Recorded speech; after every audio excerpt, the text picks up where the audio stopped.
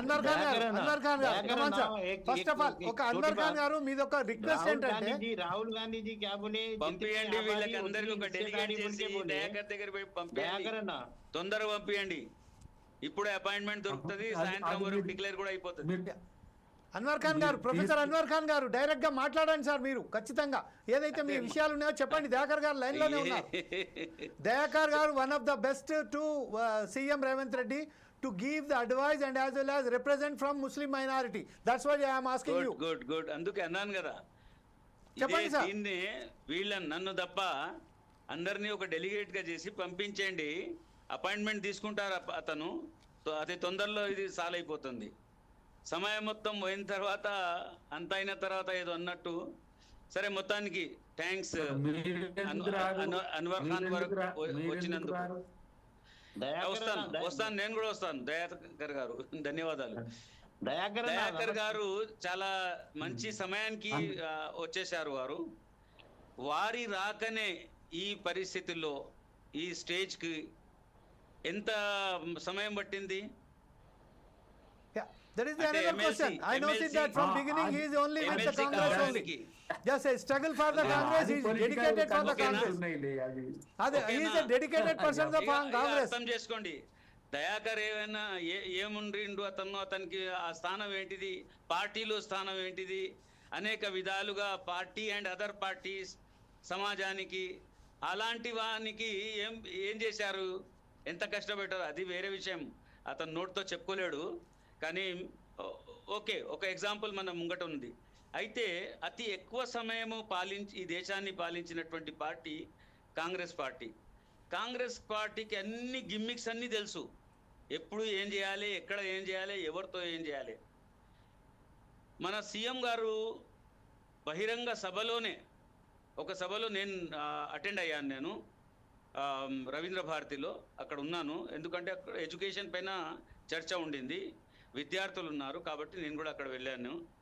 అయితే అందులో అతను కోపానికి వచ్చి ఒక సందర్భంలో ఏం చెప్తారంటే, మేము ఎలాగైనా చేసి షబ్బీర్ భాయ్ను మనం మంత్రిగా చేసుకుందామని అతనికి టికెట్ ఇస్తేమి, కానీ మీరు ఓడగొడితే అన్నాడు. అదే సభలో ఏమంటాడంటే, మీరంతా ఓటు వేయకుంటే కాంగ్రెస్ ఈరోజు వచ్చేది కాదంట. అదే సభలో అంటాడు. దో मुंह का सांप बोलते देखिए, उर्दू में मुहावरा है. अब हमारे सीएम साहब जो है ऐसी बात बोलना शुरू कर दिए.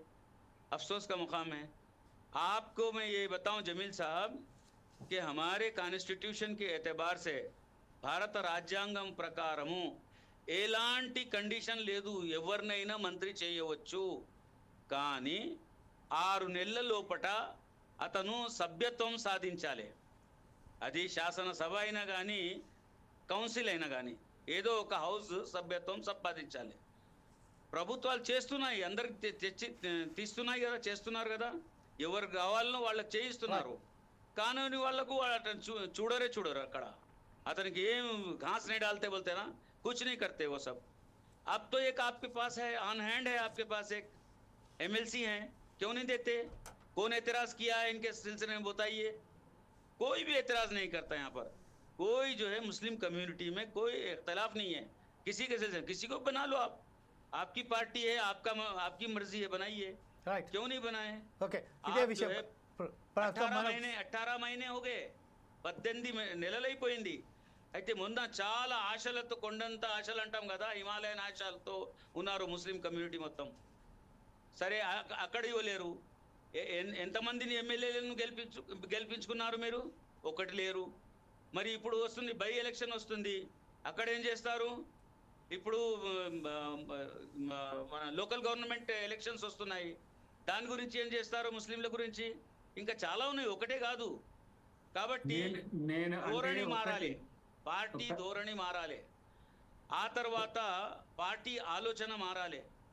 అదేవిధంగా అధిష్టానం, ఈ విషయం అధిష్టానం దగ్గర ఉందో లేదో, కానీ కమ్యూనిటీ అయితే it is compelled to understand that అధిష్టానం కానివ్వండి, మధ్య వర్గం కానివ్వండి, రాష్ట్ర నాయకత్వం కానివ్వండి, కాంగ్రెస్ పార్టీ మొత్తం ఇలాగే ఉన్నది అనేటటువంటి ఒక సంకేతము ఇస్తుంది ప్రస్తుత కాంగ్రెస్. ప్రొఫెసర్ ఖాన్ గారు ఒకసారి మనం ఖాద్రి గారి దగ్గరికి వెళ్దాం. రేపు మళ్ళీ అవకాశం వస్తుంది.